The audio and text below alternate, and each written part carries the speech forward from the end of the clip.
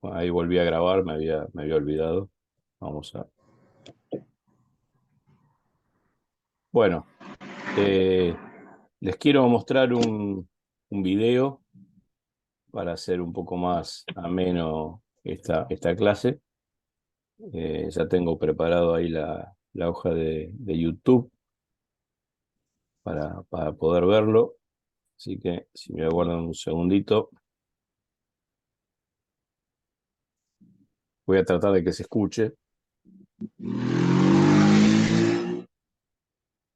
Bueno, ahí se escuchó una moto, no sé quién tendrá el micrófono abierto. Bueno, ahí supuestamente va a empezar el video y se debería escuchar. A ver, un segundito, que me lo está tapando. Ahí está. ¿Se escucha música?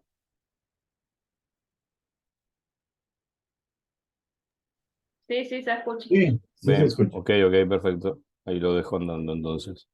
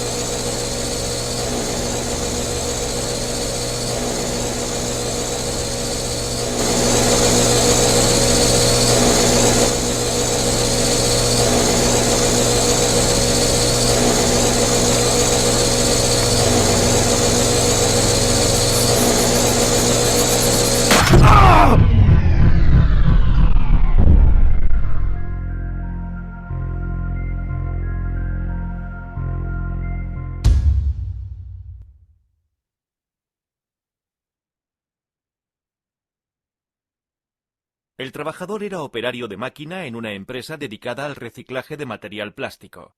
El accidente ocurrió cuando durante el funcionamiento normal de la máquina compactadora se originó un atasco, por lo que se produjo el disparo del relé guardamotor al quedar bloqueado el eje rotor. El trabajador retiró la tapa de la máquina y se dispuso a eliminar los bloques de plástico que originaban el atasco mediante la tobera de aspiración.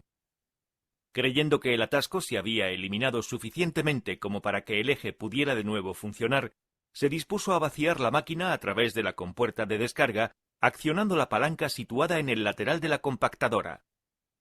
Para ello volvió a rearmar el relé guardamotor y la seta de parada de emergencia, poniendo en funcionamiento la máquina. Con la tapa retirada se dispuso a vaciar los restos de plástico. Al observar algún resto adherido a las paredes cercano a la compuerta de descarga, se colocó los guantes y se dispuso a realizar la operación manualmente, para lo cual tuvo que introducir parcialmente su cuerpo en la máquina y realizar un cierto esfuerzo postural. Debido a la postura y al esfuerzo físico de retirada de los restos adheridos, el trabajador perdió parcialmente el equilibrio, siendo atrapado por las aspas en movimiento y provocando su caída al interior de la máquina.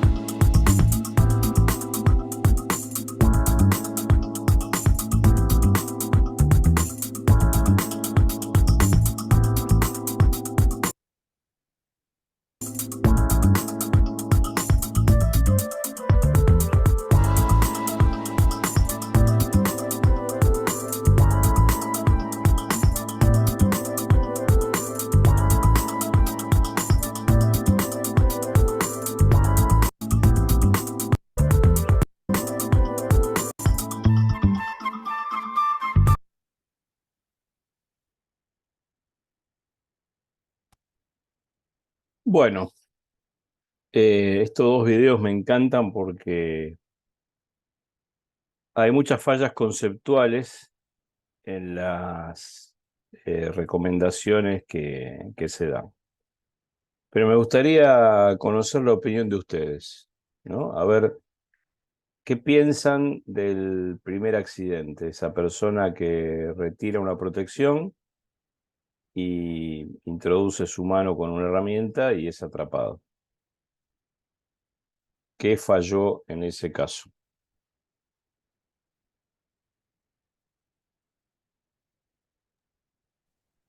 Que no paró la máquina, que puenteó los switch, ponerle que sea independiente cada equipo de uno del otro, En realidad que esa no lo que máquina, etiquetó. en realidad esa máquina no tiene switch, no tiene dispositivo de seguridad. Tiene un cartel que dice prohibido retirar esta protección con la máquina en movimiento. Bueno, ahí comentaste el primer factor, que no se aseguró que la máquina esté apagada o sin funcionar. Especuló. O a lo mejor la detuvo, pero no hizo el procedimiento de bloqueo para que no se vuelva a accionar la máquina y avanzó con su actividad y vino otra persona y la puso en marcha. Pero a primera vista, aparentemente la persona retiró la protección y intervino en la máquina, pero bueno. Bueno, ustedes me hacen acordar al Ministerio de Trabajo que investigó el accidente fatal que les conté la semana pasada. O sea, parece que la responsabilidad es de la persona que se accidentó. Y no es así. Disculpen que sea tan o parezca agresivo, ¿no? Pero lo digo a Ujú. propósito, lo digo a propósito. Es una falla garrafal de seguridad que una máquina tenga protecciones que sean fácilmente retirables como esa. Esa protección esa forma de protección se llama de quita y pon, en general, en la jerga industrial, mecánica. Es una falla garrafal de diseño que yo retire una protección y la máquina siga operando. O sea, el principal problema no es el operador, el principal problema es el que diseñó e instaló la máquina, que no tuvo en cuenta las normas que exigen que una máquina se tiene que detener cuando una protección se retira. Y esa, digamos, no requiere que sea una norma legal, es una norma de sentido común de seguridad, y perdónenme que lo diga así. ¿Sí? Porque si no parece que el tipo que perdió la mano es un irresponsable, es una persona que no tiene en cuenta la norma de seguridad, eh, y desde el punto de vista de las condiciones de seguridad de una máquina, es inadmisible que eso suceda.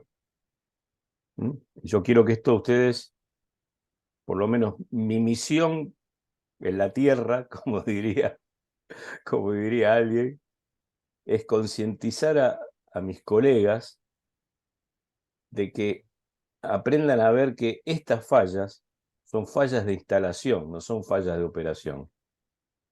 ¿Mm? Fíjense que Claro, tenemos como la pirámide de las causas de los accidentes, ¿no? Los actos inseguros, las condiciones inseguras y los factores contribuyentes.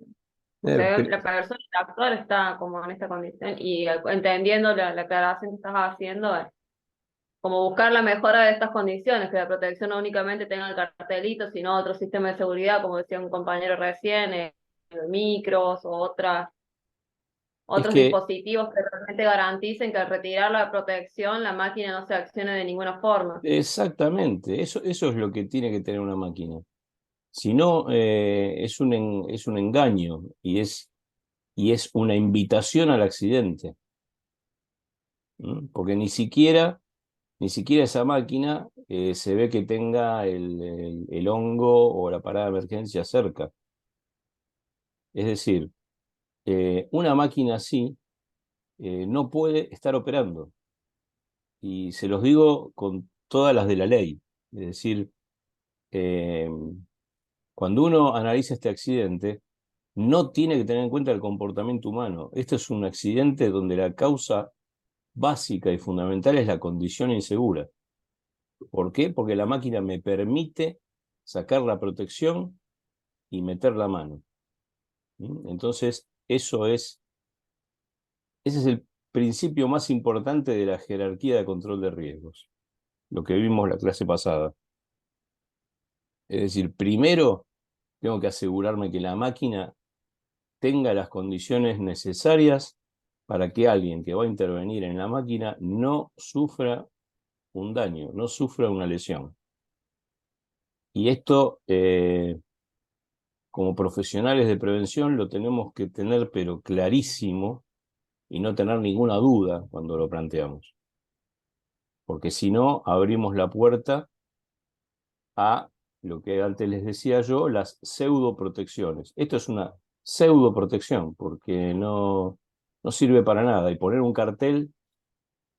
eh, un cartel no impide nada, un cartel me da un mensaje nada más. ¿Mm? Y está claro esto. Por favor, si alguno no piensa esto, que me lo diga, porque lo discuto a muerte. De acuerdo, estoy de acuerdo. Sí, sí, Hugo, de quiero hacer una acuerdo. observación ahí en la charla que estás dando, porque es cierto lo que vos estás planteando y no hay discusión. A mí, yo, por ejemplo, asesoro mucho al tema de los aserraderos y en los aserraderos tenemos aserraderos tecnificados y aserraderos que no son tecnificados, o sea, que utilizan Totalmente, máquinas de tercera o cuarta generación. totalmente. Entonces, siempre me presento ante esa situación ante una empresa que está tecnificada y que tiene gran poder de capital para poder hacer inversiones y no las quieren hacer esas inversiones de mejora. Es una lucha constante. Entonces, ¿qué es lo que más que te queda justamente en esos niveles de protecciones, como planteaste? Es buscar que esos elementos de seguridad estén lo más seguro posible. Y coincido plenamente. El problema es cuando tenés esas máquinas que no podés hacer esas adaptaciones y todo lo demás. Por eso insistí hoy con el tema de la parada de emergencia. ¿Por qué? Porque Bueno, hoy la compañera dijo no está aplicada la parada de emergencia. La parada de emergencia tiene una finalidad específica, no es solamente para estos casos. no.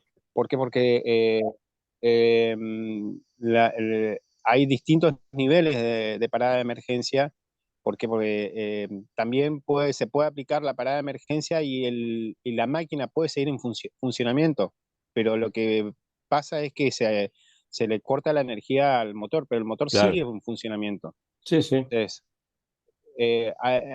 para el tema de esto, hay mucho por charlarlo, discutirlo, y me parece oportuno la puesta en escena To- to- de la to- capacitación. Totalmente, totalmente. Mirá, esto a mí me ha pasado en la empresa FATE.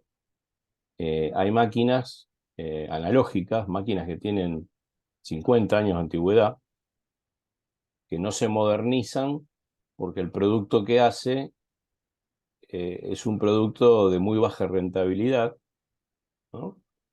Y de baja producción. Entonces, ¿qué se hace? Se la rodea de dispositivos de emergencia. ¿Eh? Dispositivo de emergencia es aquel que actúa cuando la persona traspasa un lugar y toca una soga de emergencia o una barra, algo que antes de que la persona llegue al lugar peligroso, ese mecanismo mecánico, no es electrónico, sino que es mecánico, hace que la máquina se detenga. ¿Mm? ¿Por qué? Porque no le puedo poner barrera fotoeléctrica porque la tecnología de la máquina no lo admite. No lo puedo, no la puedo conectar a ningún sistema electrónico. Pero sí puedo tener protecciones físicas. Y hay que buscarle la vuelta. Hay que buscarle la vuelta. Posiblemente quede algo por proteger, pero es muy distinto a que toda la máquina esté descubierta. Y yo entiendo lo que vos decís. Y lamentablemente te tengo que decir, bueno, si no lográs convencer, escribirles una nota muy fuerte y dejá la empresa. Busca otra. Porque si no, tu prestigio profesional y tu conciencia va a estar afectada. Es muy duro, ¿eh?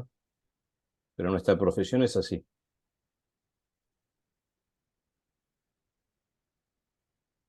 Sí, es como que uno va a pelear para buscar estas mejoras y que se adapten y que las condiciones siempre sean las más adecuadas. O sea que bueno, terminamos dando el brazo a torcer y decimos, bueno, vamos a asumir el riesgo de que vamos a trabajar con esto, y tener que trabajar justamente, algo de lo que decía uno de los chicos, trabajar mucho con la gente, o sea, terminar haciendo conciencia y al llegarte a la planta o al puesto y decirle a la gente, mirá, tenés esto, tenés cuidado, y el cartelito, y el conito, y la cinta, y todo Pero lo demás, y eso es no. desgastante, y es una situación real porque muchas veces viene asociado esto de que, bueno, se requieren inversiones, rediseños, y otras mejoras que ya no se pueden hacer desde la base. eh, tiene estas contras, ¿no? De que por ahí uno siente esta, no sé si frustración o si es como que te saca energía buscar esto, pelear por estas mejoras. Eh, Por eso digo, y discúlpeme que sea tan crítico, ¿no? O tan extremista, pero si llega un momento que uno ve que nada de lo que se debería hacer se hace, y empiezan a buscar trabajo en otro lado. Yo no quiero ser cómplice de una empresa que pone en riesgo la vida de los trabajadores. Eh, es la única manera de que quizás algunos aprendan, ¿no? A que las cosas se deben hacer de otra manera. Porque lamentablemente ni las ART, que deberían ser las que sí vigilan esto. Miren, yo una vez estuve en una empresa que estaba certificada en esa época con la ISO 18, con la OSA 18001, y todos los tableros eléctricos tenían todas sus partes vivas sin proteger. Entonces yo me pregunto, el auditor que fue a certificar esta norma, ¿nunca pidió abrir un tablero eléctrico para ver cómo estaba? Entonces somos nosotros, los profesionales, a los que una empresa nos paga y que nosotros estudiamos una carrera cuya finalidad es proteger a la gente, sobre todo. Y segunda finalidad es proteger a la empresa, ¿no? De los riesgos y los problemas legales que pueda tener, pero fundamentalmente nuestra función es proteger a las personas a través de las medidas de seguridad correctas que se toman en la planta y luego los procedimientos, la capacitación, pero lo primero que tenemos que buscar nosotros es mejorar las condiciones. Siempre hay algo que se puede hacer, nunca no se puede hacer nada. El que diga que no, acá no podemos hacer nada, bueno, cerrá la planta, dedícate a otra cosa porque se te va a morir un tipo en cualquier momento. Y eso va a ser mucho peor que dejar a 10 personas sin trabajo. Es decir, obviamente uno no puede ir, como decimos en Argentina, con los tapones de punta de entrada, ¿sí? En estas situaciones. Pero hay momentos en que hay que plantear estas situaciones límite, si no, nunca logramos un cambio. Y lo que pasa es que cuando pasa algo, ahí se hacen las mejoras que corresponde y sale la plata donde Bueno, no había. exactamente. Eh, Entonces, nuestra función es lograr que la plata salga antes y convencer y decir, mira, esta máquina, así como está. Yo una vez le dije, me río porque me miró con una cara, le dije a un gerente en una obra, ¿sí? Que estaban haciendo un desastre, un andamio que estaba mal armado y que yo le digo, el tipo tenía 60 años, ¿no? Y tenía hijos de 30, 40, le digo, ¿vos traerías un hijo tuyo a trabajar acá en este andamio? Y me dijo, no, ni loco. Bueno, ¿y qué diferencia hay entre tus hijos y los operarios? Lo dejé sin palabras, ¿no? Entonces, ojo, nosotros tenemos la función no solamente de dar charlitas de capacitación, poner cartelitos, señalizar, todas esas cosas que bueno, que sí, son útiles, pero nuestra principal función es lograr condiciones seguras en las plantas. ¿Eh? Eh, yo en esto tengo 40 años de experiencia y bueno, eh, lamentablemente en un solo lugar no lo pude hacer y le terminé diciendo de todo al dueño de la empresa y bueno, por suerte a los pocos meses conseguí otro trabajo porque si no iba a renunciar. ¿No? Así que bueno, dejemos de tanto sermón y seguimos adelante. El segundo video, ¿se acuerdan del segundo video? El de la persona que se mete en la máquina, con la máquina funcionando. ¿Qué les parece? Quieren verlo de nuevo esa parte o se acuerdan? Sí, en una primera instancia la persona observa la falla y bueno, detecta que se ha atascado la trituradora de plástico, hace la apertura de la protección, limpia y luego tiene pone en marcha la máquina nuevamente e interviene retirando los plásticos que habían quedado adheridos en las paredes con la turbina esa en funcionamiento, con esas cuchillas, esas paletas en funcionamiento ya. Bueno, entonces, Además, La máquina busca, manual, primero busca decía los algo de eso. guantes y pero sí. hago una pregunta. ¿Cuál es la causa raíz del accidente? Que no debería haber ingresado ahí y haber operado la máquina. La herramienta, no, la herramienta, la causa raíz. ¿Cuál Poder es? operar la máquina con la protección No, abierta. digamos, la máquina se activa, digamos, mientras que la él estuvo con la puerta abierta, pudo seguir el movimiento, o sea, ahí si esa tapa hubiese tenido otro dispositivo que no permitiera el movimiento mientras que estaba retirado, Bueno, es se lo que podría haber seguido. dijo Pablo, lo dijiste vos también, ¿no? Sí. Pablo Esquivel, creo que vos lo dijiste Sí, antes de que sí. hablar. O sea, la Exacto. falla fundamental acá es que una máquina con la protección abierta no puede reponerse. Por más que yo active todos los dispositivos y todos los interruptores para que funcione, no puede arrancar. No debe arrancar. Es decir, electrónicamente, mecánicamente, tiene que bloquearse el arranque. Y si no, tiene que tener un dispositivo que se llama poner la máquina en modo manual. En modo manual quiere decir que los movimientos de los mecanismos de las máquinas los controla la persona con una especie de jogging, ¿sí? O con un pulsador, pero no que la máquina funcione automáticamente. ¿Mm? Entonces acá estamos Sí, en como un paso a paso, sí, que vos le un puedas. paso, sí, también, se llama paso a paso también. Sí, en algunas plantas le dicen yogueo, de jogging. Ujú. Ajá. Eh, pero ojo, fíjense que muchos de ustedes también empezaron diciendo no, porque la persona la puso en marcha con la tapa abierta. No, está bien, la persona la puso en marcha con la tapa abierta, pero no es un problema de la persona, es un problema de una falla también técnica inadmisible de una máquina, que con la protección abierta no debe poder ponerse en marcha. Si no, estamos de nuevo en la misma situación. Y a mí lo que más me molesta de este video, yo no me acuerdo si en el equipo hay alguien de Chile, en este grupo, o es en otra diplomatura que hay alguien de Chile.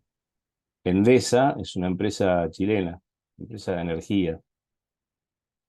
Y fíjense que en el video, en ningún momento, cuando habla de las recomendaciones, hace referencia a que las máquinas estaban con condiciones inseguras, sino que habla permanentemente de que la persona tiene que tener cuidado. Y eso es, ¿cómo les puedo decir? Es un atropello a los trabajadores. Miren que yo no soy ni sindicalista ni nada por el estilo, ¿no? Pero es tirarle la pelota al trabajador de que tiene que cuidarse de cómo trabajar con máquinas inseguras. Y eso nosotros como profesionales tenemos que desterrar ese punto de vista. Por eso a mí Y eso va de la mano y eso va de la mano, profe, perdón, con el sí, 70-80% de error humano y lo otro, claro, pero nosotros le damos máquinas en condiciones, no, a veces no. ¿cómo no se van a Eh, accidentar? Es lo mismo que si yo le pido a una persona que empuje un carro de 2 toneladas.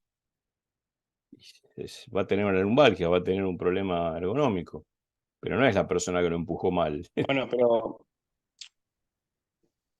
yo también tomo postura de otra posición distinta a la que están planteando. Porque también la empresa pudo haber tenido su falla organizacional de no generar un procedimiento para estas actuaciones específicamente. ¿Qué es lo que salió de fuera de contexto? Fue el elemento de la herramienta. Por eso se ocasionó también el accidente. Entonces, se puede hacer análisis de distintos ángulos. No te entiendo el planteo, perdóname. Es que justamente cada máquina debe tener una especie de procedimiento de, de actuación específicamente sobre lo que es trabajo seguro. ¿Está? Eso para nosotros, para la Argentina, por ejemplo, la resolución 905 ¿Mm? establece eso, ¿Mm? que todo equipamiento tiene que tener un procedimiento de trabajo seguro. Seguramente esta empresa también tuvo una falla organizacional de no haber generado ese procedimiento de trabajo seguro. Eso primera instancia. Un segundo. Segunda instancia. Segunda instancia. ¿Qué es lo que salió fuera de lo normal de la actividad? Fue el tema de la caída de la herramienta. Entonces, hay elementos ahí para hacer el análisis en profundidad sobre la investigación del accidente. Eh, Coincido con todo lo planteado anteriormente, pero nada más que le doy otra mirada. Bueno, fraternalmente te voy a corregir. ¿En qué nivel de la jerarquía de control de riesgo están los procedimientos seguros?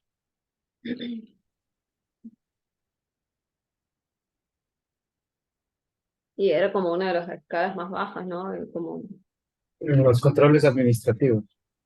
Exactamente, exactamente. Es decir, querer, y perdón, ¿no? que sea tan drástico, pero si no somos drásticos, las cosas van a seguir ocurriendo. Los procedimientos seguros, en general, son procedimientos ante situaciones de mantenimiento, de emergencia, ¿sí? En este caso lo que parecía era un simple ajuste de una máquina, no era una situación grave, y básicamente el problema es que yo saco la protección y la máquina no se para, la máquina sigue funcionando. Entonces, ese es el principal, siempre cuando analizamos una situación de un accidente y se va a cortar ¿cómo se llama? El Zoom y nos conectamos inmediatamente. Siempre que existe un accidente, lo primero que tenemos que investigar es si la condición de trabajo era segura. ¿Eh?